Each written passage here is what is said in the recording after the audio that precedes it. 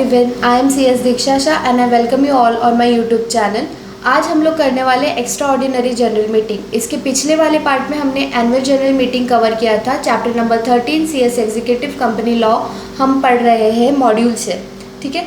तो आज के दिन हम extra ordinary general meeting section number 100, ये भी काफ़ी इंपॉर्टेंट सेक्शन है, आपको ये याद रखना है। सेक्शन 100 कंपनीज एक्ट 2013 पढ़ने वाले। सबसे पहले कि एक्स्ट्रा ऑर्डिनरी जनरल मीटिंग ये कंसेप्ट ही क्यों आया है, क्यों लॉ ने सोचा है कि एक्स्ट्रा ऑर्डिनरी जनरल मीटिंग नाम की कोई मीटिंग होनी चाहिए। तो देखो, अभी जो शेयर होल्डर्स होते हैं वो सिर्फ जनरल मीटिंग्स में आते हैं, बोर्ड मीटिंग्स में तो आते नहीं हैं, राइट। तो शेयर होल्डर्स की अगर एक ही मीटिंग होती है जो कि है एनुअल जनरल मीटिंग, जो साल में सिर्फ एक बार होती है, तो अगर कोई भी बिजनेस में इम्पॉर्टेंट डिसीजन लेना हो जिस पे शेयर होल्डर्स की अप्रूवल लेना मैंडेटरी हो, तो क्या आप उसका वेट करेंगे कि साल भर में जब एनुअल जनरल मीटिंग होगी तब हम उनसे शेयर होल्डर्स का अप्रूवल लेंगे और तब हम ये बिज़नेस में आगे काम करेंगे और आगे बढ़ाएंगे? ऐसा चलेगा क्या? बिल्कुल नहीं। बिकॉज आज की जो इंडस्ट्री है वो काफ़ी फास्ट पेस इंडस्ट्री है और आपको अपडेटेड रहना पड़ता है, जल्दी डिसीजंस लेने पड़ते हैं, कोई भी चेंज आता है उसे जल्दी से अडेप्ट करना पड़ता है, राइट। तो इसके लिए जब शेयर होल्डर्स ऐसे कुछ इंपॉर्टेंट डिसीजंस होते हैं जिसमें शेयर होल्डर्स का अप्रूवल लेना मैंडेटरी है और एनुअल जनरल मीटिंग तक हमको वेट ना करना पड़े, इसीलिए ये कंसेप्ट आया है एक्स्ट्रा ऑर्डिनरी जनरल मीटिंग का। नाउ इसका नेम ही इटसेल्फ सजेस्ट करता है कि ये सिर्फ एक्स्ट्रा ऑर्डिनरी केसेस में ही ली जाएगी, जब कोई ऐसा स्पेशल रेजोल्यूशन पास करना होगा जिसकी हमें बहुत ज़्यादा ज़रूरत है और वो अचानक से ही करना पड़ रहा है, जो कि ऑर्डिनरी बिजनेस से हटके है, स्पेशल बिजनेस है। तो एक बात आप और ध्यान में रख लीजिए कि जितने भी resolutions extra ordinary general meeting में पास होते हैं वो सब के सब स्पेशल रेजोल्यूशंस होते हैं। एक्स्ट्रा ऑर्डिनरी जनरल मीटिंग में हम ऑर्डिनरी रेजोल्यूशंस नहीं पास करते हैं। इसके पिछले जब एनुअल जनरल मीटिंग वाला वीडियो हम देख रहे थे उसके अंदर हमने देखा था कि ऑर्डिनरी रेजोल्यूशंस कौन कौन से होते हैं। अगर आपको याद होगा, अड्डा ADDA, A for accounts, D for dividend, D for director and A for auditor, ये वाली जो 4 चीज़ें होती है सिर्फ यही ऑर्डिनरी रेजोल्यूशन में आती है और इसके अलावा जितनी चीज़ें होती है वो स्पेशल रेजोल्यूशंस में आती है और एक्स्ट्रा ऑर्डिनरी जनरल मीटिंग में सिर्फ और सिर्फ स्पेशल रेजोल्यूशंस पास होते हैं, ठीक है। तो अभी extra ordinary general meeting section number 100 में कब बोला, कौन बुला सकता है एक्स्ट्रा ऑर्डिनरी जनरल मीटिंग, कैसे बुलाई जाती है, ये सब हम पढ़ने वाले हैं। तो section 100 subsection 1 bye the board suo motu. Suo motu मतलब क्या होता है? खुद से। बोर्ड जब खुद से डिसीजन लेता है कि हमें बुलानी है एक्स्ट्रा ऑर्डिनरी जनरल मीटिंग, मतलब ये डिसीजन किसका हुआ? मैनेजमेंट का डिसीजन हुआ कि एक ज़रूरी बात आई है, एक ज़रूरी फैसला है जिस पे हमें शेयर होल्डर्स की अप्रूवल चाहिए, तो बोर्ड खुद डिसाइड करता है कि हम हमारी कंपनी की EGM बुलाएंगे whenever the board thinks fit, ठीक है। An extraordinary general meeting can be held at any place in India, लिखा हुआ है any place in India। Annual general meeting का ऐसा था क्या? आप बताइए, एनुअल जनरल मीटिंग का ऐसा था क्या कि वो कहीं भी आप इंडिया में हेल्ड कर सकते हैं जनरली? कमेंट्स में लिखिए, ठीक है। तो ऐसा एनुअल जनरल मीटिंग में नहीं होता है। एनुअल जनरल मीटिंग हमें कहाँ लेनी रहती है? जहाँ पे रजिस्टर्ड ऑफिस है या फिर रजिस्टर्ड ऑफिस जिस सिटी में सिचुएटेड है वहीं कहीं उस सिटी, टाउन, विलेज में हमें एनुअल जनरल मीटिंग लेनी होती है। अगर हमें चाहिए कि हमें इंडिया में कहीं और करनी है तो हमें उसके लिए क्या करना होता है? शेयर होल्डर्स का प्रायर एडवांस में रिटन कंसेंट चाहिए होता है और सिर्फ 1 या 2 शेयर होल्डर्स का लिया चला, 50% शेयर होल्डर्स का लिया चला या 75% होल्डर्स का लिया तो चलेगा, किसी का भी नहीं। 100% all the members should consent to held AGM in another city anywhere in India, ठीक है। बाहर का तो हमने देखा ही नहीं है। सेक्शन 8 कंपनीज का कहाँ होता है AGM? सेक्शन 8 कंपनीज का बोर्ड ऑफ डायरेक्टर्स डिसाइड करते हैं कि कहाँ होगा AGM, राइट। गवर्नमेंट कंपनी को अगर अपने रजिस्टर्ड ऑफिस वाली सिटी से बाहर लेना होगा AGM, तो वो क्या करेंगे? वो लोग सेंट्रल गवर्नमेंट का अप्रूवल लेंगे अगर उन्हें बाहर करना है तो। तो ऐसे ही ईजीएम जो होती है एक्स्ट्रा ऑर्डिनरी जनरल मीटिंग, क्योंकि स्पेशल बिजनेस है, ज़रूरी है, तो हम कहीं भी ले सकते हैं, एनी प्लेस इन इंडिया में हम हेल्प कर सकते हैं। ठीक है, ये पॉइंट बहुत ध्यान से याद रखना। केस स्टडी आ सकता है, अगर उन्होंने बोल दिया ईजीएम है और फिर वो बोलेंगे कि इन्होंने बाहर सिटी के बाहर हेल्प कर ली, और आपसे पूछ लेंगे कि सही क्या या गलत, और आप बोल दे कि नहीं नहीं नहीं नहीं ये तो रॉन्ग है। एक जो भी जनरल मीटिंग होती है रजिस्टर्ड ऑफिस वाली सिटी में होनी चाहिए या रजिस्टर्ड ऑफिस एड्रेस पे ही होनी चाहिए, तो आपको मिलेगा उसमें 00 अंडा, क्योंकि ईजीएम कहीं भी इंडिया में हो सकती है। और यहाँ पे आगे क्या लिखा है कि an extra ordinary general meeting of a company which is Holi own subsidiary of a company incorporated outside India may be held outside India. Ding dong. पहले था कि एनी प्लेस इन इंडिया, पर अगर ऐसी कोई कंपनी है जो कि होली ओन सब्सिडरी है एक फॉरेन कंपनी की, जिसका रजिस्टर्ड ऑफिस जो बाहर की कंपनी है, फॉरेन कंपनी की होली ओन सब्सिडरी है, तो उसकी extra ordinary general meeting outside India हो सकती है। ठीक है, आउटसाइड इंडिया। ये पेन की वजह से हैंडराइटिंग गंदी आती है, इतनी गंदी हैंडराइटिंग मेरी है नहीं। ठीक है, सो नेक्स्ट ये सबसेक्शन 1 था। अभी हम पढ़ेंगे subsection 2। Bye the board on requisition of members. Bye the board on requisition of members मतलब बोर्ड के पास में कुछ मेंबर्स आए कंपनी के, शेयर होल्डर्स मेंबर्स आए कंपनी के कि बोर्ड भाई साहब हमारा ईजीएम कराओ, हमको ये बात पे हमको ये बात पे डिस्कशन करना है, हमको ये बात पे इश्यूज है, हमें इस चीज़ को सॉल्व करना है। तो उन्होंने बोर्ड को रिक्वेस्ट किया कि प्लीज़ आप ईजीएम कंडक्ट कीजिए। तो बोर्ड उनके रिक्वेजिशन पे फिर एक एक्स्ट्रा ऑर्डिनरी जनरल मीटिंग लेता है। उसे ये हमारा सबसेक्शन 2 वही बताता है कि बाय दी बोर्ड ने बुलाया ऑन रिक्वेजिशन ऑफ मेंबर्स के रिक्वेजिशन पे बोर्ड ने ईजीएम कराई। ठीक है, तो अब रिक्वेजिशन करने के लिए कितने मेंबर्स ने बोलना चाहिए? इतने 1000 शेयर होल्डर्स में से एक शेयर होल्डर उठ के बोलता है कि बोर्ड अभी तो आप करो ईजीएम करो, मुझे सबको बुलाना, मुझे ये मसला है, मुझे इस पे ये बात करनी है। ठीक है, तो एक के बोलने पे बोर्ड करेगी क्या? मीटिंग करेगी क्या? एक शेयर होल्डर के बोलने पे करेगी क्या?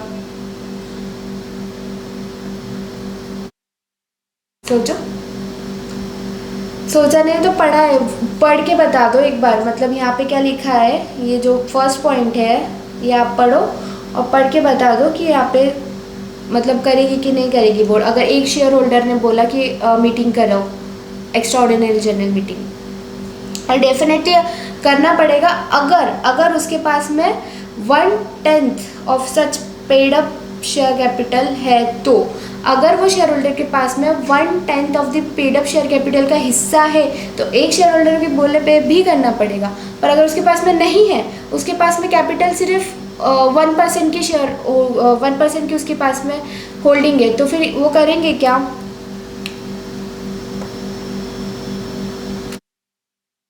अगर कोई शेयर होल्डर के पास में काफ़ी कम शेयर होल्डिंग है, जितनी यहाँ पे प्रिस्क्राइब्ड है उससे कम है, तो क्या वो एक के बोलने पे बोर्ड मीटिंग कर लेगा?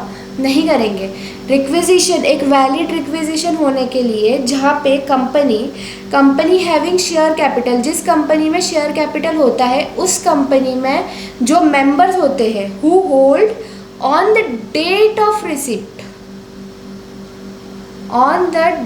रिसिप्ट ऑफ रिक्वेजिशन, जिस दिन रिक्वेजिशन कंपनी को मिला उस दिन date of receipt of requisition holding not less than 1/10 of the paid up share capital.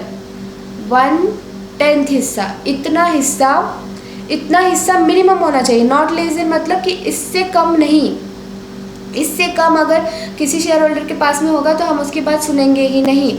तो अगर ऐसे शेयर होल्डर जो टोटल मिला के इंडिविजुअली जैसे भी 1/10 of the total paid up share capital उनके पास में है, विच कैरीज वोटिंग राइट्स, ये बहुत ज़्यादा ज़रूरी है, विच कैरीज वोटिंग राइट्स। ठीक है, विच कैरीज वोटिंग राइट्स। अगर वो ऐसे शेयर्स है जिस पे वोट करने का राइट ही नहीं है, for example preference share holders या कोई इक्विटी शेयर होल्डर्स जिस मतलब इक्विटी शेयर्स जिस पे वोटिंग राइट्स नहीं दिए हुए, जनरली ऐसे नहीं होते, पर अगर एक क्लास बनाई गई है कि इनको राइट वाले शेयर्स वोटिंग राइट्स वाले शेयर्स ये नहीं है, तो फिर वो क्लास पे अगर आपके जो शेयर्स होंगे तो वो कंसीडर नहीं होंगे। जिन शेयर्स पे वोटिंग राइट्स है, मतलब कि equity shares, generally equity shares का 1/10 पेड अप शेयर कैपिटल अगर आपके पास में है तो आप एक रिक्विजिशन कर सकते हैं। और in case of a company not having share capital, आपको कंपनी के टाइप्स तो पता ही होंगे कि कंपनी विद शेयर कैपिटल होती है, विदाउट शेयर कैपिटल होती है, लिमिटेड बाय गारंटी होती है, ऐसे अलग अलग प्रकार की जो कंपनीज होती है उसमें company not having share capital में अगर रिक्विजिशन करना है तो अब यहाँ पे तो देखो शेयर कैपिटल का 1/10 हिस्सा होना चाहिए आपके पास में मिनिमम, तभी आप कर सकते हो। अब शेयर कैपिटल ही नहीं है तो on the date of receipt of requisition not less than 1/10 of the total voting power। This word voting is very very important, आप इसको स्टार मार्क कर लो, ये आपके आंसर में आना ही चाहिए। Voting power of all the members having on the set date a right to vote, मतलब उस डेट पे जब आपकी कंपनी को रिक्विजिशन मिला है, रिसिप्ट ऑफ रिक्विजिशन के डेट पे इतना इतना शेयर होल्डिंग उनका होना चाहिए। उसके पहले कम हो गया, उसके बाद में कम हो गया, डजेंट मैटर, उस दिन था ना तो आप रिक्विजिशन कर सकते हैं, ठीक है। और ठीक है, उसके आगे इन्होंने लिखा है कि matters set out for consideration and requisition. The requisition made is above shall set out the matters for consideration of the meeting of which the meeting is to be called and shall be signed by the requisitionist and sent to the registered office of the company। तो it is very easy कि मतलब ये यही बोलना चाहते हैं कि जो रिक्विजिशन आप भेजेंगे कंपनी को उसमें मैटर लिखा हुआ होना चाहिए कि आपको क्यों एक्स्ट्राऑर्डिनरी जनरल मीटिंग करनी है, क्यों आपको उसकी ज़रूरत लगती है, और ये कहाँ पे जाएगा, ये मैटर जो होगा वो आपको रजिस्टर्ड ऑफिस एड्रेस में ऑफ द कंपनी में सेंड करना है, ठीक है। And time period for calling the meeting, मतलब अब जब आपने रिक्विजिशन दे दिया है तो board is required to proceed to call a meeting within 21 days of receipt, 21 days of receipt of valid requisition to convene a meeting which should be held within 45 days of deposit of the requisition with the company। अब मुझे ये बताओ कि ये जो 21 days है, ये जो 21 days का पीरियड है वो कब से चालू होगा, ये चीज़ कब से चालू होगी, ये तब से चालू होगा जब जो रिसीव मतलब जो रिक्विजिशन है जो शेयर होल्डर्स ने किया है कंपनी को वो रिसीव्ड हो चुका है, receipt of a valid requisition, proper जितने लोगों को देना था, मतलब 1/10 ऑफ उनके पास में शेयर होल्डिंग बराबर है, उनके पास में वोटिंग राइट्स बराबर है, ऐसे शेयर होल्डर्स ने एक प्रॉपर रिक्विजिशन बनाया कि हमें इस दिन EGM होनी चाहिए, इसलिए होनी चाहिए, और वो रजिस्टर्ड ऑफिस एड्रेस में दिया, उनको रिसीप्ट मिली, मतलब उन कंपनी ने रिसीव कर लिया रिक्विजिशन। तो उसके बाद में 21 days के अंदर कंपनी को मीटिंग बुलानी पड़ेगी, अपना प्रोसीजर स्टार्ट करना पड़ेगा, नोटिस भेजना पड़ेगा। नोटिस भेजते हैं तो 21 days का क्लियर नोटिस होना चाहिए एक एनुअल जनरल मीटिंग का, राइट। तो एक्स्ट्रा ऑर्डिनरी जनरल मीटिंग का भी उतने ही डेज का मीटिंग, कोई भी जनरल मीटिंग का 21 days का नोटिस पीरियड होता है। तो विद इन 21 days कंपनी को प्रोसीडिंग्स स्टार्ट करनी पड़ेगी, स्टेप्स लेने पड़ेंगे कि वो एक मीटिंग बुलाए इस दिन के बाद से, जब से उनके पास में रिक्विजिशन आया है, वो मिला है उनको, उसके बाद से 21 days में उन्हें बुलाने की प्रोसीजर स्टार्ट करनी है, ठीक है।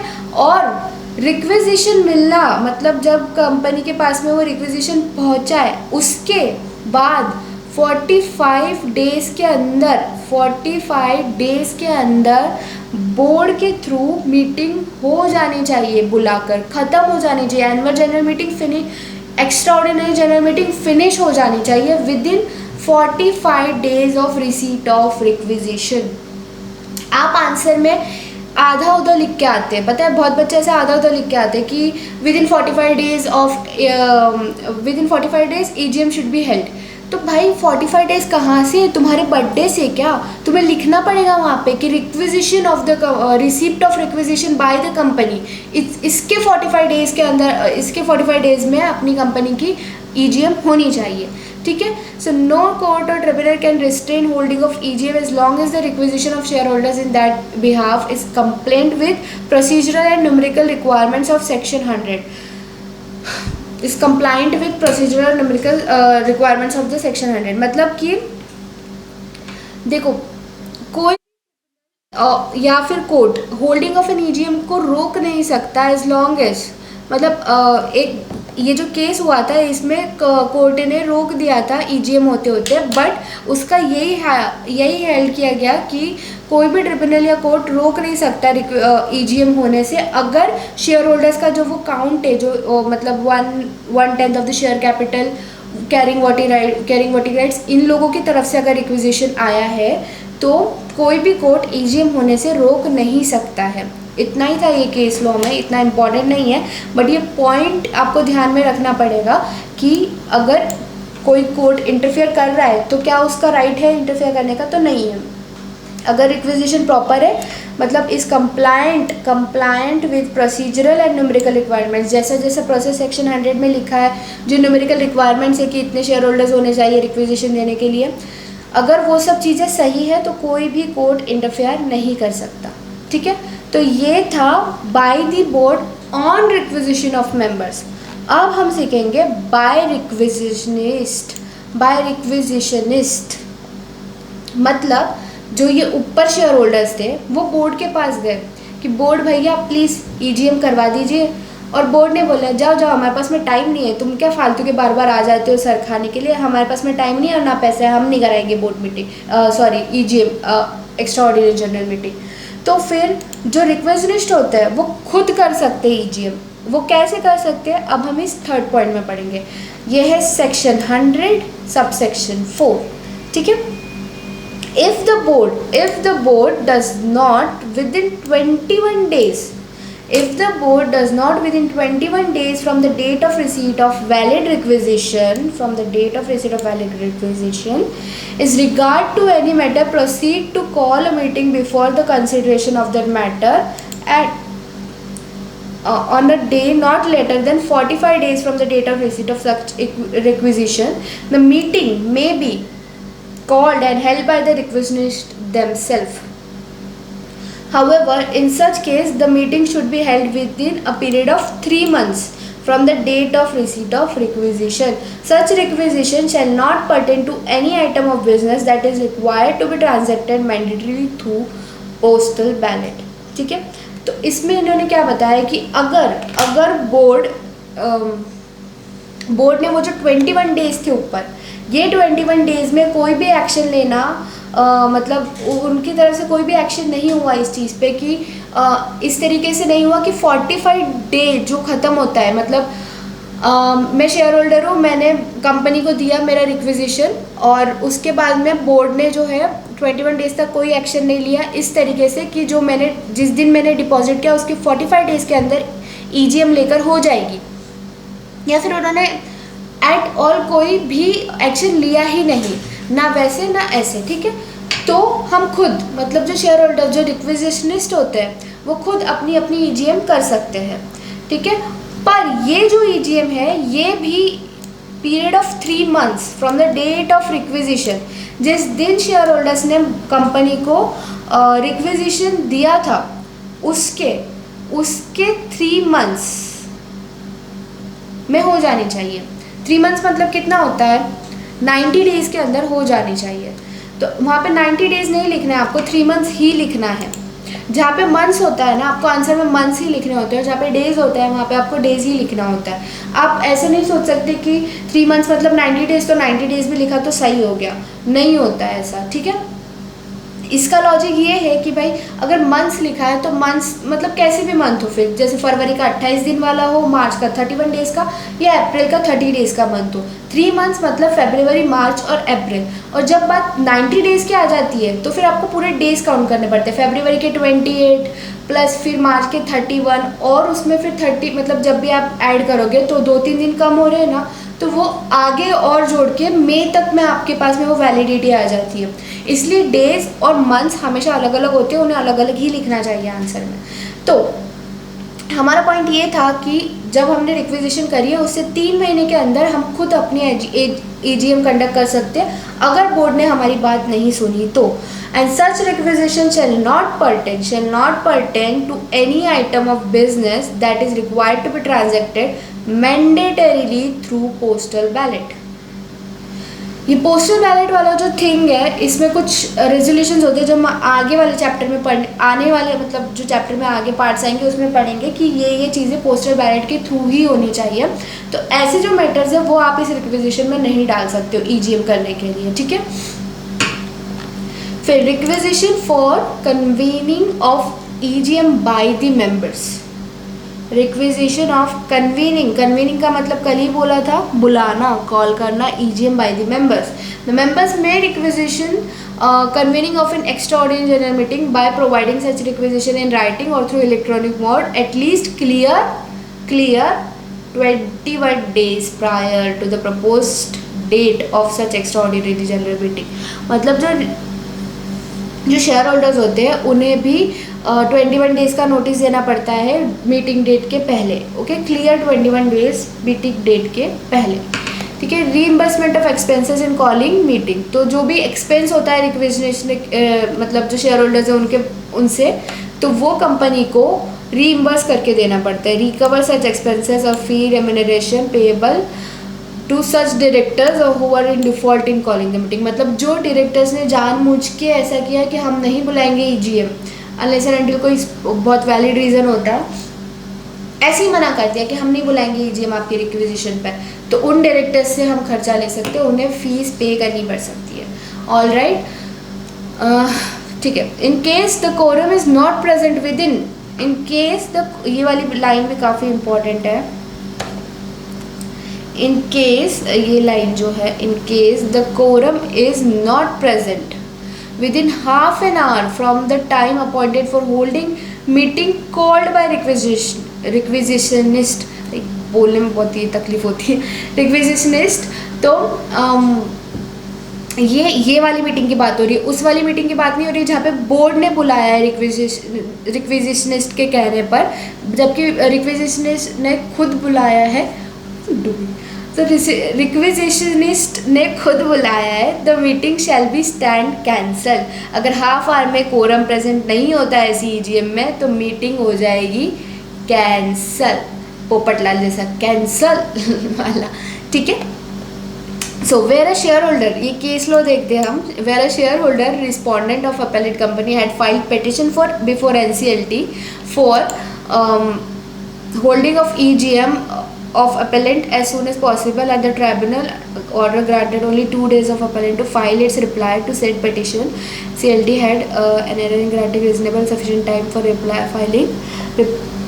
filing a reply. एक सेकेंड ही बीच में दिख रहा नहीं। Only 2 days to appellant to file its reply to said petition. कभी कभी बीच में ये केस लॉ ऐसे देते हैं कि जो मतलब गलत होता है। एक second. Where a share holder respondent of appellant company had file petition before NCLT for holding extraordinary general meeting of as soon as possible and the tribunal imposed order granted only 2 days to appellant to file his reply on the said petition. ये बहुत फालतू वाला था, ये बहुत फालतू वाला case study, इसको करने की इतनी ज़रूरत नहीं है। इसमें क्या लिखा हुआ है कि एक शेयर होल्डर ने कंप्लेंट फाइल करी थी एक कंपनी के खिलाफ NCLT में कि इन्होंने EGM नहीं ली, तो ट्रिब्यूनल ने उनको एक ऑर्डर दिया, इम्पंजेंट ऑर्डर, मतलब कि आप इसका रीज़न बताओ हमें कि आपने ऐसे क्यों नहीं मतलब EGM क्यों नहीं ली शेयर होल्डर के बोलने पे। तो सिर्फ 2 दिन दिए थे उन्होंने, ट्रिब्यूनल ने कंपनी को आंसर करने के लिए सिर्फ 2 दिन दिए थे। तो इसको बाद में एरर बोला गया कि उन्होंने सफिशेंट टाइम नहीं दिया था एक रिप्लाई देने के लिए। इतना सा लिखा है कि इसलिए मैं पता नहीं यहाँ पे क्यों डाला ICSI ने, ये कहीं से कहीं तक इससे मैटर नहीं करता, बस वही मिलता जुलता कुछ EGM से था तो डाल दो उठा के, इसको पढ़ने की इतनी ज़रूरत नहीं है, बिल्कुल नहीं है, ठीक है। The notice shall specify the place, ये है ना, ये एक्चुअली इन्होंने जम्बल अप करके अरेंज किया है, मतलब एजीएम के बाद ईजीएम घुसा दी, फिर उसके बाद में क्लास मीटिंग्स घुसा दी, जबकि एजीएम के बाद में प्रॉपर एक नोटिस का जो सेक्शन है 101 वाला वो ले लेना था और फिर ये एजीएम वगैरह डालना था। बट ठीक है, हम इसे अभी ऊपर ऊपर से देखते हैं, और नोटिस वाला जो हम लेक्चर करेंगे उसमें हम एकदम डिटेल में जाएंगे, ठीक है। So the notice shall specify, जो ईजीएम का नोटिस होगा, shall specify the place, date, day, hour of the meeting, time मतलब hour मतलब time, and shall contain the business to be transacted, and shall contain the business to be, क्योंकि special business होता है तो आपको पहले ही notice में बताना होता है कि हम इस टॉपिक पे बात करेंगे, ताकि शेयर होल्डर्स ना अपनी प्रिपरेशन के साथ में आएंगे कि उनको इस पे हाँ बोलना है या नहीं बोलना है, और रीजंस भी साथ में पढ़ के आएंगे कि हमें हाँ क्यों बोलना है या नहीं क्यों बोलना है, ठीक है। Meeting called by the request shall be held either at the registered office of the company or at some other place within the city or town or village in which the registered office of the company is situated. Such meeting shall be held on any day except national holiday. तो अब अपनी आँखें थोड़ी सी ना खोल के देखो, पहले वाले में जब बोर्ड बुला रहा था, यहाँ पे जब बोर्ड बुला रहा था ईजीएम, तो you can do EGM in any place in India, anywhere in India, ठीक है। और जब यहाँ पे रिक्विजिशनिस्ट ने बुलाई है मीटिंग, शेयर होल्डर्स ने मीटिंग बुलाई है, तो वो कहीं भी नहीं हो सकती, या तो वो रजिस्टर्ड ऑफिस में होगी या तो वो some other place within the city town where registered office of the company situated. Such meeting shall be held on any day except national holiday. Requisitionist वाली जो मीटिंग है उसका एजीएम जैसा ही है कि आपको रजिस्टर्ड ऑफिस के यहाँ पे करनी पड़ेगी और उसी सिटी टाउन या फिर उसी सिटी टाउन विलेज पे करनी होगी, और नेशनल हॉलीडे को आप नहीं कर सकते, ठीक है। If the resolution to be proposed, एक सेकेंड ये बीच बीच में आ जाता है, if the resolution is to be proposed as a special resolution the notice shall be given as required under section 1114। जो रिजोल्यूशन अगर स्पेशल रिजोल्यूशन की तरह पास होने वाला है तो उसमें सेक्शन 114 कंप्लाई होगा, जो कि हम आगे इसी चैप्टर में पढ़ेंगे, ठीक है। अभी ये नोटिस को रिलेटेड ही चीज़ें दी हुई है तो हम इसे एकदम फास्ट गो थ्रू करते हैं, क्योंकि ये हम वापस से पढ़ने वाले नोटिस वाला जो सेक्शन है अपना 101 उसके अंदर, तो हम एक बार देख लेते हैं। तो notice to be signed, the notice shall be signed by all the requisition. हाँ, this is little bit important कि जो नोटिस होता है यहाँ पे, तो जितने भी रिक्विजिशनिस्ट है उन सब से ये नोटिस साइन होना चाहिए। ऑल, ये जो मीटिंग जो शेयर होल्डर्स खुद की बुलाते हैं ना, तो उसका नोटिस सभी वो शेयर होल्डर्स जिन्होंने ये मीटिंग बुलवाई है उनसे साइन होना चाहिए, और by a requisitionist duly authorised in writing by all the requisitionist on their behalf. या तो वो सारे ही रिक्विजिशनिस्ट साइन कर दे, या एक पर्सन अपॉइंट करे, सब मिलके एक पर्सन, ऐसा नहीं कि आधे लोग ये बोल रहे हैं आधे लोग वो बोल रहे हैं, सब मिलके एक पर्सन अपॉइंट करे जो उनके बिहाफ पे साइन कर दे, ठीक है। और नोटिस में एक स्कैन कॉपी अटैच होनी चाहिए रिक्विजिशन की, कि हमने प्रॉपर रिक्विजिशन भेजा था पर बोर्ड ने हमारा रिक्विजिशन लिया नहीं, ठीक है। No explanatory statement annex to the notice, no explanatory statement annex to the notice.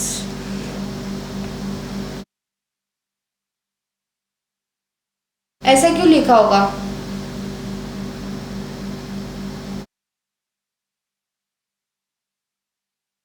क्योंकि वो जो रिक्विजिशन वगैरह होता है उसी में डिटेल में दे देते, तो इसमें एक्सप्लेनेटरी स्टेटमेंट लगाना ज़रूरी नहीं होता है।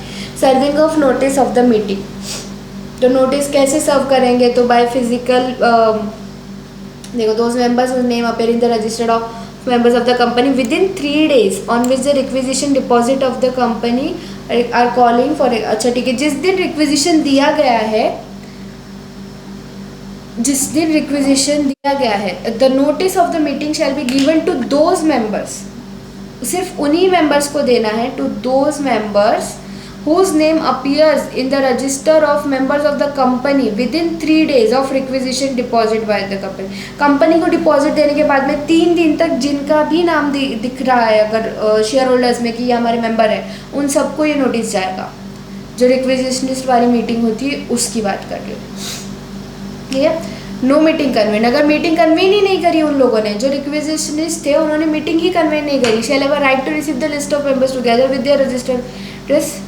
The company is bound to give a list. देखो सबसे पहले तो when the meeting is not convened, the requisitionist shall have a right to receive list of members together with the registered address and number of shares held by them, and the company is bound to give such list as on 21st days from the date of receipt of valid requisition, together with such changes if any before the expiry of 45 days the date of receipt of valid requisition.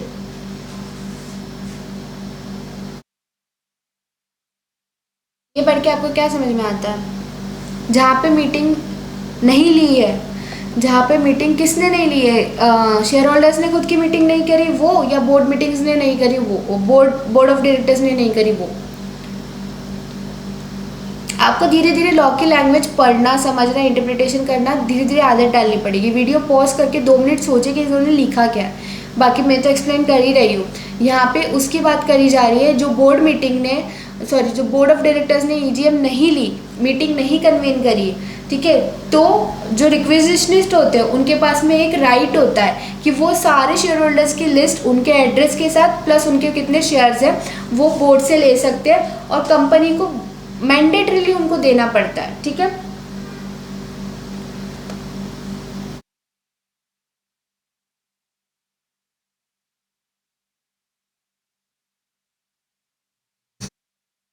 वो mandatorily वो देना पड़ता है. कब देंगे वो? जब 21 days हो जाते ख़त्म, तब बोर्ड ने 21 डेज तक, इसको इरेज कर दूँ 1 सेकेंड. जब बोर्ड ने 21 डेज तक अगर मतलब नहीं कराई ईजीएम, 21 डेज हो जाते फिनिश, तो उन्हें ये वाली लिस्ट शेयर होल्डर्स जो रिक्वेस्ट लिस्ट है उनको देनी पड़ती है. 21 डेज पे जो शेयर होल्डर्स दिख रहे हैं उनके यहाँ पे उन सब की लिस्ट उन्हें देनी पड़ती है. और अगर कोई चेंजेस होते हैं तो वो मतलब एक्सपायरी ऑफ 45 डेज तक अगर उसमें कोई चेंजेस होते हैं, 21 डेज़ के बाद में 45 डेज तक कुछ चेंजेस होते हैं तो वो भी कंपनी को अपडेशन देने पड़ते हैं बार बार. ठीक है. और मोड ऑफ गिविंग नोटिस में तो notice speed post, registered post through electronic mode कैसे भी आप दे सकते हैं. Omission to give notice on the non receipt of such notice by any member shall not invalidate the proceedings. अगर किसी मेंबर के पास में गलती से वो मिस हो गया, छूट गया, भाई हमको याद ही नहीं रहा कि ये भी मेंबर है, तो ये इनवैलिड नहीं करता है मीटिंग को. ठीक है. A company cannot be restrain from holding and convening extraordinary where shareholders have right to exercise their vote in a democratic manner. फालतू है ये भी. सिंपल सी बात है कि कंपनी नहीं रेस्ट्रेट कर सकती ईजीएम होने में अगर शेयर होल्डर्स, जहाँ पे शेयर होल्डर्स वो अपना वोटिंग राइट एक्सरसाइज करते हैं डेमोक्रेसी के साथ. ठीक है. This is also a very bore case law. ये वाला पॉइंट समझा आपको? इस वाले पॉइंट पे कमेंट्स कर रहे लोग कि नहीं समझा है इसलिए. ठीक है. सो जब बोर्ड ऑफ डायरेक्टर्स मीटिंग नहीं कन्वेन करते हैं तो उन्हें एक लिस्ट देना, जो शेयर होल्डर्स होते हैं वो उनसे रिक्वेस्ट होते हैं जो उनसे मांगते हैं कि भाई हमें शेयर होल्डर्स की लिस्ट दो. तो वो लिस्ट होती है, जो 21 डेज होते हैं उस दिन जो वो लिस्ट होती है कि ये शेयर होल्डर्स है, उनके ये एड्रेस है, उनके इतने शेयर्स है, ये लिस्ट जो कंपनी उनको देनी पड़ती है रिक्वेजिशनिस्ट को. और 45 डेज तक अगर उसमें कोई अपडेशन होता है तो वो भी उनको देना पड़ता है. It is easy, not important as well, but सुन लो, थोड़ा सा ध्यान लगा के सुनोगे रिवाइंड करके तो समझ आ जाएगा. ठीक है.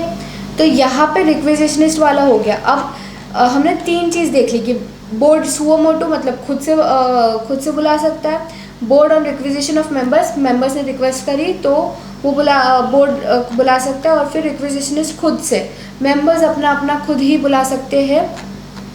और अब फोर्थ एंड लास्ट पॉइंट है कि ईजीएम कब होगी, तो सेक्शन 98 के अंदर, ये 100 में नहीं, ये सेक्शन 98 के अंदर ट्रिब्यूनल बुलाएगा। ट्रिब्यूनल क्यों बुलाएगा, that provides that if for any reason it is impracticable to call a meeting of a company or to hold or conduct the meeting of the company other than annual general meeting, the tribunal may either suo motu, tribunal खुद से, or on the application of any director or member of the company who would be entitled to vote at the meeting, बुला सकता है। Tribunal कैसे बुलाएगा, या तो खुद बुलाएगा, या तो किसी बोर्ड ऑफ या तो किसी डायरेक्टर के रिक्विजिशन पे बुलाएगा, या तो किसी मेंबर जो वहाँ पे वोट करने की ताकत रखता है, जो मेंबर वोट करने की ताकत रहता है उसके रिक्विजिशन पे बुलाएगा। ठीक है। Meeting, order a meeting of the company to be called, held, conducted in such manner as it thinks fit, जैसा ट्रिब्यूनल को लगता है वो वैसे बुलाएगा। गिव सच एंसिलरी, एंसिलरी मतलब कॉम्प्लीमेंट्री, उसके जुड़ा हुआ, ठीक है, उससे जुड़ी हुई डायरेक्शंस देना। कॉन्सिक्वेशनल डायरेक्शंस, उसकी वजह से डायरेक्शन देना। एज द ट्रिब्यूनल थिंक्स एक्सपेडिएंट, जैसे ट्रिब्यूनल को लगता है ज़रूरी, एक्सपेडिएंट का मतलब होता है ज़रूरी, ठीक है। इंक्लूडिंग डायरेक्शंस मॉडिफाइंग और supplementing in relation to the calling, holding and conducting of the meeting, the operation of the provision of this act और articles of the company. Calling, holding and conducting of the meeting, the operation of the provisions of this act or articles of the company। जैसे जो tribunal होता है वो थोड़ा बहुत modify करके भी बोल सकता है, ये एक्ट के जो प्रोविजंस है और आर्टिकल्स ऑफ कंपनी है उनको थोड़ा बहुत मॉडिफाई करके बोल सकता है कि आप ऐसे ऐसे ले लो। जैसे कि अभी सिंगल मेंबर की मीटिंग लेना, एनुअल जनरल मीटिंग में हमने ये केस देखा कि सिंगल मेंबर भी कर सकता है अगर ट्रिब्यूनल बोलता है तो, वैसे ही यहाँ पे भी वो कुछ डायरेक्शंस दे सकता है। सच डायरेक्शंस में include a direction that one member of the company present in person और बाय प्रॉक्सी, या तो वो खुद है या तो वो प्रॉक्सी में है, जैसा हमने देखा था एनुअल जनरल मीटिंग में, प्रेजेंट इन पर्सन और by proxy, shall be deemed to constitute a meeting, हम समझ लेंगे कि उसने मीटिंग ले ली। Such order shall be deemed to be a meeting of the company, ऐसी जो मीटिंग है उसे हम duly called, held and conducted meeting बोलेंगे। कॉल्ड मतलब कन्वीन्ड, हेल्ड मतलब कंस्टिट्यूटेड, और कंडक्टेड का मतलब कंडक्टेड। ठीक है। अब आई थिंक ये छोटा सा केस लॉ और है, और उसके बाद में क्लास मीटिंग्स है और फिर मीटिंग्स ऑफ डिविजन। ठीक है, हम देखते हैं कि क्या हो सकता है इसमें। पहले हम इतना देख लेते हैं केस लॉ क्या है। ठीक है। Case law, relief under section 186 of 1956, section 98 of the companies act 2013 cannot be given in a case where shareholders are present and it is not impracticable to call meeting, more especially in a case where shareholders express their willingness to attend meeting। क्या है इसमें, ये क्यों दिया इधर, मुझे ही नहीं पता, फालतू है, छोड़ो इसे, टाइम वेस्ट।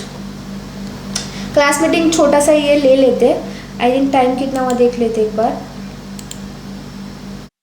टाइम तो है 38 मिनट्स ही हुआ है, सो वी कैन प्रोसीड।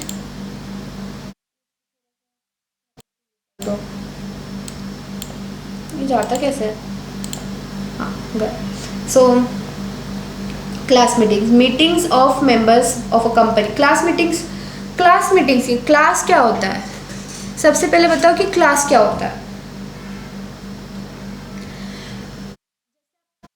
छोटे बच्चे थे, ठीक है, तो आप फर्स्ट क्लास होती है, सेकंड क्लास होती है, थर्ड क्लास होती है, राइट। तो क्लास क्या होता है, क्लास मतलब सेम लेवल के एक जैसे लोग। फर्स्ट क्लास में सब 5 साल के बच्चे आएंगे, 6 साल के बच्चे आएंगे, सेकंड में उससे बड़े, थर्ड में उससे बड़े, फिफ्थ तक जाते जाते 10 साल के बच्चे आते हैं, ठीक है। फिफ्थ क्लास में सब 10 साल के बच्चे हैं। तो ये हो गई क्लास, डिविजन्स, एक तरीके के लोग, ठीक है। तो क्लास मीटिंग्स क्या हो गई कि एक तरीके के जो शेयर होल्डर्स है, एक तरीके के जो लोग हैं जिनके पास में सेम वोटिंग राइट्स है या वोटिंग राइट्स नहीं है, उनकी मीटिंग होना। जैसे प्रेफरेंस शेयर होल्डर्स की मीटिंग होना क्लास मीटिंग हो गई, कि वो सब प्रेफरेंस शेयर होल्डर है, उनकी मीटिंग हो रही है, वो क्लास मीटिंग हो गई। इक्विटी शेयर जिस पे दो मतलब 1 शेयर 2 वोट्स का राइट होता है। ऐसे अगर सुपीरियर वोटिंग राइट्स वाले इक्विटी शेयर्स होते हैं तो उनकी एक अलग क्लास हो गई, उनकी जो क्लास मीटिंग हो गई वो अलग हो गई, ठीक है। The meeting of members company fall into 2 broad divisions, namely general meeting and class meetings. तो जनरल मीटिंग मतलब कोई भी शेयर होल्डर्स, और क्लास मीटिंग मतलब एक स्पेसिफिक क्लास वाले शेयर होल्डर्स आएंगे, ठीक है। पर्टिकुलर क्लास ऑफ शेयर्स, देखो शेयर होल्डर्स का class meetings are meetings of share holders holding a particular class of shares which are held to pass a resolution which will bind only the members of the class concerned। इस meetings में जो भी decision लिए जाते हैं वो सिर्फ उन मेंबर्स पे बाइंड करेंगे जिनके पास में उस टाइप के शेयर्स होंगे। वो क्लास में जितने मेंबर्स आते हैं सिर्फ उन्हीं पे वो डिसीजंस बाइंडिंग होंगे। Only members of the class concern may attend the meeting and vote at the meeting. सिर्फ वही लोग आएंगे वोटिंग करने। 5वीं क्लास के भी बच्चे आएंगे कि हमें इस दिन छुट्टी चाहिए, उस दिन छुट्टी चाहिए, रिसेस का टाइम ज़्यादा चाहिए, ऐसी सब बातों पर डिस्कस करने के लिए, ठीक है। यूजुअली द रूल्स और to voting apply to class meetings as they govern voting at general meeting. जो जनरल मीटिंग में होती है वैसे ही क्लास मीटिंग्स में होती है। But whenever it is necessary to alter the. तो ये सबसे इंपॉर्टेंट लाइन तो ये है कि भैया क्लास मीटिंग्स ली कब जाती है, तो must be convened whenever it is necessary to alter और change the rights and privileges of that class as provided by the articles. Class meetings सिर्फ उन्हीं ओकेजन्स पे होती है जब ये ज़रूरी होता है, क्योंकि उनके जो राइट्स होते हैं वो हम चेंज करने वाले होते हैं। जैसे प्रेफरेंस शेयर होल्डर है, उनके डिविडेंड के राइट्स हम चेंज करें कि भाई तुमको 10% की जगह 9% देंगे, 11% देंगे। जब उनके राइट्स ऑल्टर हो रहे होते हैं तब वो मेंबर्स आके मीटिंग करते हैं सिर्फ, ठीक है। Necessary that approve a separate meetings of the holders and the supported by the special. ये स्पेशल रेजोल्यूशंस होते हैं इसके अंदर। और फिर under section 48 variations of class meeting of the shareholders different classes of share shall be held if the rights attaching to the shares are to be valid. यही पता है कि ये जो शेयर्स है उनसे रिलेटेड अगर राइट्स वैरी होते हैं तो ये जो सेक्शन है सेक्शन 48 आप याद रखना, variation of share holders right. अगर आपको शेयर होल्डर्स के राइट चेंज करनी है तो आपको क्लास मीटिंग लेनी पड़ेगी, उन सभी शेयर होल्डर्स को बुलाना पड़ेगा जिनका आप चेंज कर रहे हैं, ठीक है। सिमिलरली अंडर सेक्शन 232 सिर्फ ये जो 2 सेक्शन है ना आप इसी याद रखें, क्योंकि इधर ही होता है क्लास मीटिंग का फंडा। एक सेक्शन 232 और एक सेक्शन है 48, ठीक है। जब मर्जर अमालगमेशन होता है तब भी हम क्लास मीटिंग करते हैं, क्योंकि classes of share holders and creditors are required to be held. Classes of share holders and creditors are required, मतलब क्रेडिटर्स का क्लास अलग होता है, शेयर होल्डर्स का क्लास अलग होता है। क्रेडिटर्स भी तो एक क्लास ही है ना, कि ये सब हमारे क्रेडिटर्स है, ये सब हमारे डिबेंचर होल्डर्स है, ये सब हमारे सप्लायर्स है, ऐसे अलग होता है ना। और शेयर होल्डर्स के तो मर्जर एंड अमालगमेशन के टाइम पे उनको पूछना पड़ता है, क्योंकि ऑफकोर्स जब दूसरी कंपनी के साथ हम मर्ज करोगे तो उनके राइट्स कहीं ना कहीं अफेक्ट होंगे, तो इसलिए तब उनकी मीटिंग होती है। और अगर उनके खुद के राइट्स हम चेंज करने वाले हैं तब उनकी मीटिंग होती है, ठीक है। अब रिटन एज पर details of meetings of members और class meeting required to be mention. Annual return में आपको इसके डिटेल्स देने पड़ते हैं कि हमने इस डेट पे क्लास मीटिंग्स ली थी, ठीक है। बाकी तो वही लिखा हुआ है, जनरल मीटिंग्स आर मोटाटिस मोटाटिस अपनी जो भी जनरल मीटिंग्स के जो प्रोविजन होते हैं कि कैसे होगी क्या होगी, तो वो यहाँ पे भी मोटाटिस मोटेंडिस मतलब कि जैसे है वैसे ही सेम टू सेम एप्लीकेबल हो जाएंगे। तो क्लास मीटिंग्स बहुत इजी टॉपिक है। सिर्फ क्लास मीटिंग्स मतलब एक पर्टिकुलर क्लास के शेयर होल्डर्स क्रेडिटर्स की हम मीटिंग लेंगे, कब लेंगे, तो सेक्शन 48 के अंदर जब उनके राइट्स हम वेरी कर रहे हैं तब, और सेक्शन 232 के अंदर जब मर्जर अमालगमेशन हो रहा है तब। हो गया, छोटा सा था। Meetings of debenture and creditor holders भी उसी लाइन पे आती है कि जब भी डिबेंचर होल्डर्स या क्रेडिटर्स के हम राइट वेरी करते हैं, उनका जो क्रेडिट है उनको हम कंपाउंड करना चाहते हैं, तभी उनकी मीटिंग्स हुई जाती है, सेम क्लास मीटिंग जैसा ही है, ठीक है।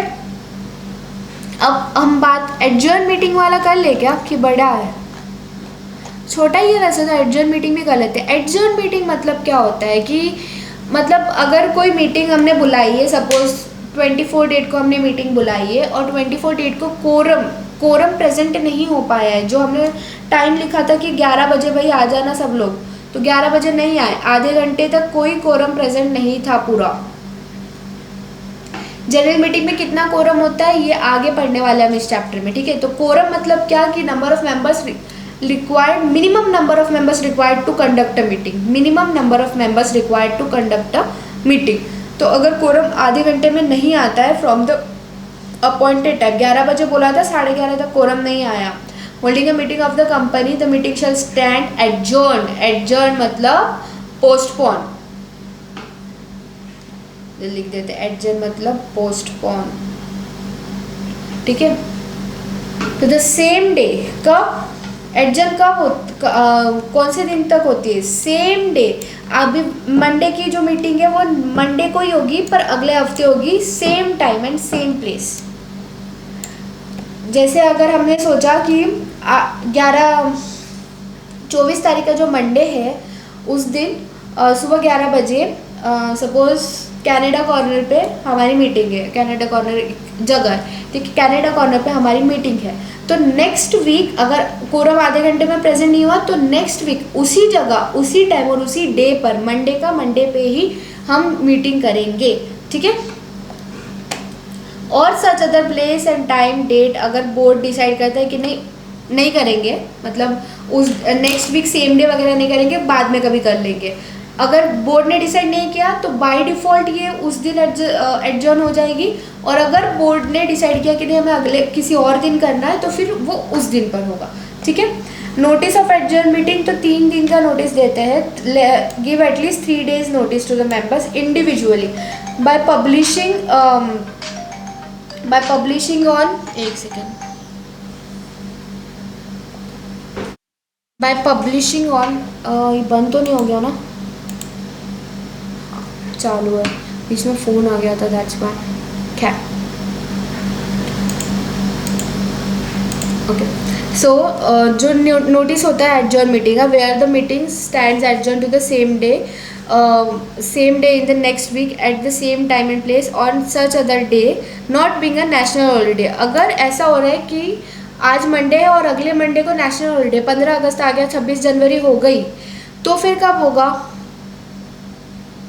उसके बाद वाले दिन होगा, ठीक है। तो नेशनल हॉलीडे पर एडजर्न नहीं कर सकते, उसके आगे या पीछे आपको करनी पड़ती है। और at such other time and place as board में determine, the company shall give at least 3 days notice, 3 days clear notice individually by publishing an advertisement in 2 newspapers. या तो वो खुद इंडिविजुअली जा के नोटिस बांट दे एक एक के एड्रेस पे, या तो फिर एक न्यूज़पेपर, 2 न्यूज़पेपर में वो पब्लिश कर दे, एक होगा इंग्लिश में और एक होगा वर्नैकुलर लैंग्वेज, जैसे महाराष्ट्र में मराठी में, पंजाब में पंजाबी में, तमिल वाला उधर तमिलनाडु साइड, और गुजराती में मतलब गुजरात में गुजराती। तो ऐसे लैंग्वेजेस में 2 न्यूज़पेपर में जो वहाँ पे ज़्यादा चलते होंगे, most circulation in the place where the registered office of the company situated, जहाँ पे भी registered office of the company situated होगा सिटी, जैसे महाराष्ट्र में है तो एक इंग्लिश और एक मराठी पेपर, सपोज लोकमत यहाँ पे ज़्यादा चलता है और इंग्लिश वाला टाइम्स ऑफ इंडिया, ज़्यादा चलने वाले न्यूज़पेपर में आपने पब्लिश करना है, 3 days प्रायर क्लियर नोटिस, ठीक है। No quorum in adjourn meeting, if at the adjourn meeting also the quorum is not present with in half an hour from the time appointed for holding the meeting, the members present being not less than 2 in numbers will constitute the quorum। अगर adjourn meeting postpone हुई meeting में भी अगर quorum नहीं present होता है आधे घंटे के अंदर, कोरम नहीं प्रेजेंट हो रहा है आधे घंटे में, तो क्या होगा कि जितने मेंबर्स हैं नॉट लेस देन 2, मतलब 2 जन अगर प्रेजेंट है ना तो 2 लोगों में मीटिंग हो जाएगी। ऐसा नहीं होगा कि वापस से एडजर्न हो जाएगी अगले वीक, अगले same day same place same time, ऐसा नहीं होगा, ठीक है। अगले मतलब जो सॉरी उसी दिन हो जाएगी, 2 मेंबर्स अगर प्रेजेंट होना चाहिए, सिर्फ एक मेंबर आया तो होगी क्या, नहीं होगी, ठीक है। Not less than 2 members present should constitute the quorum, ठीक है। Procedure for holding adjourn meeting, तो एडजर्न मीटिंग होल्ड करने का इन्होंने प्रोसीजर दिया है, तो एक बार हम ये पढ़ लेते हैं, ठीक है।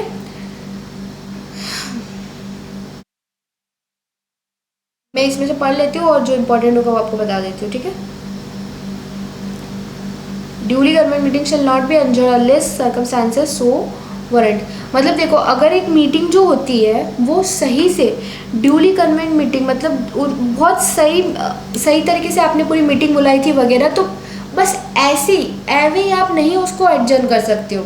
सर्कमस्टांसेस वैसे होने चाहिए एडजर्न करने के लिए।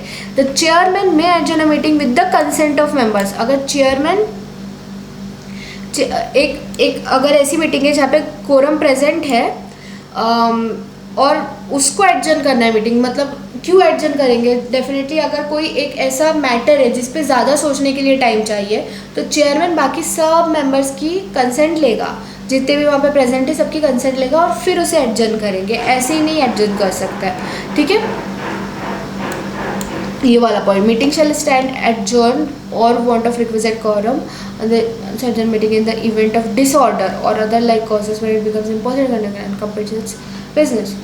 तो इसमें क्या लिखा हुआ है कि या तो आप मीटिंग कब एडजर्न हो जाएगी, वांट ऑफ रिक्विजिट कोरम नहीं आया प्रॉपर जो उसके लिए, या फिर चेयरमैन जो है तब भी मीटिंग एडजर्न कर सकता है अगर डिसऑर्डर हो रहा है, सब लोग दंगे करने लगे आपस में, कोई किसी का बाल खींच रहा है, कोई किसी का शर्ट फाड़ रहा है, ऐसे दंगे करने लगे तो चेयरमैन मीटिंग एडजर्न कर सकता है। Where it becomes impossible to conduct meeting and complete its business. Meeting हो ही नहीं सकती, बिजनेस नहीं हो मतलब जो बिजनेस हमें करने आए थे उसके बदले लोग यहाँ पे झगड़ा झगड़ी मारा मारी कर रहे हैं, तो वो मीटिंग नहीं ले सकता चेयरमैन, तो वो एडजर्न कर देगा, ठीक है।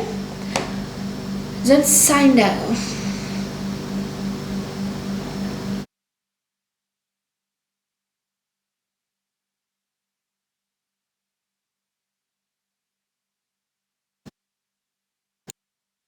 एक सेकेंड, ये फोन बार बार आ जा, ठीक है। 15.2 provided that if a meeting is adjourned signed or for a period of 30 days or more, a notice of the adjourned meeting shall be given in accordance with the provision contained herein above relating to notice। तो अगर signed है मतलब कि कोई date नहीं है तुम्हारे पास में, बस हमने बोला है कि हाँ आगे पोस्टपोन हो चुकी है, पर ये नहीं बताया कि कब किस दिन कैसे। तो साइंड है बिना किसी डेट के अगर पोस्टपोन हुई है या 30 डेज से ज़्यादा पीरियड हो गया है, तो वही बात जो यहाँ पे नोटिस के एडजर्न मीटिंग के जो नोटिस भेजने के प्रोविजंस है वो लग जाएंगे, ठीक है। That 15.3 provides that if meeting is adjourn for a period less than 30 days the company shall give not less then 3 days notice. यहाँ पे कैसा है कि अगर 30 डेज़ के पहले आपकी एडजर्न मीटिंग जो है वो कंडक्ट हो जाएगी तो 3 डेज़ का नोटिस आपको देना पड़ेगा, और 30 डेज़ से ऊपर है तो जो 21 डेज़ वाला जो अपना प्रोविज़न लगता है वही वाला लगेगा। Clear? Notice specifying the date time meeting members इधर इंडिविजुअली पब्लिश इन, वही हो गया पब्लिशिंग, वो ऊपर जो हमने पढ़ा था वही वाला वर्नाकुलर और इंग्लिश लैंग्वेज वाला, ठीक है। 15.4 provides that if a meeting other than admission equation,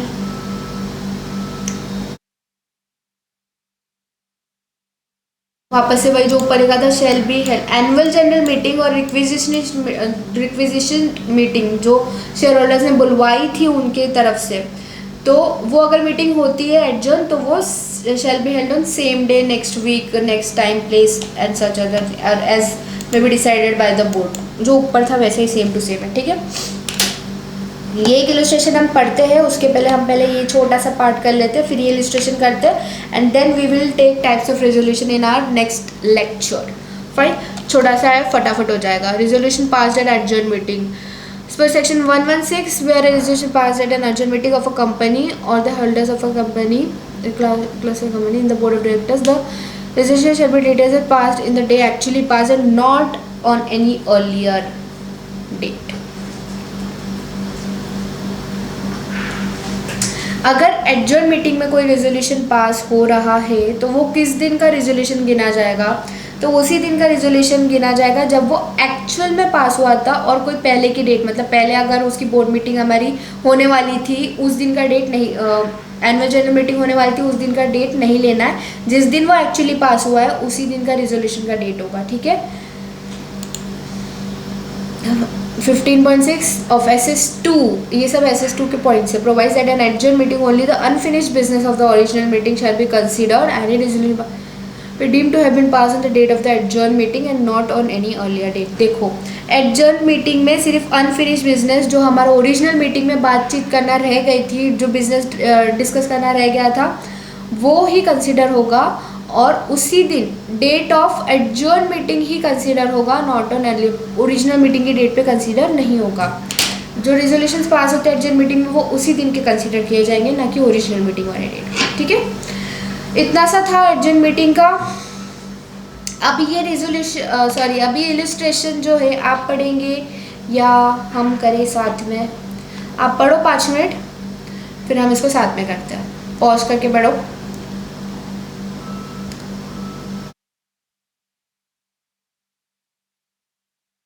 इसको आपको सॉल्व करना है, राइट? आप एक होमवर्क करेंगे क्या? वैसे तो इजी है ये, कर ही लो। चलो ठीक है, कर ही लेता है।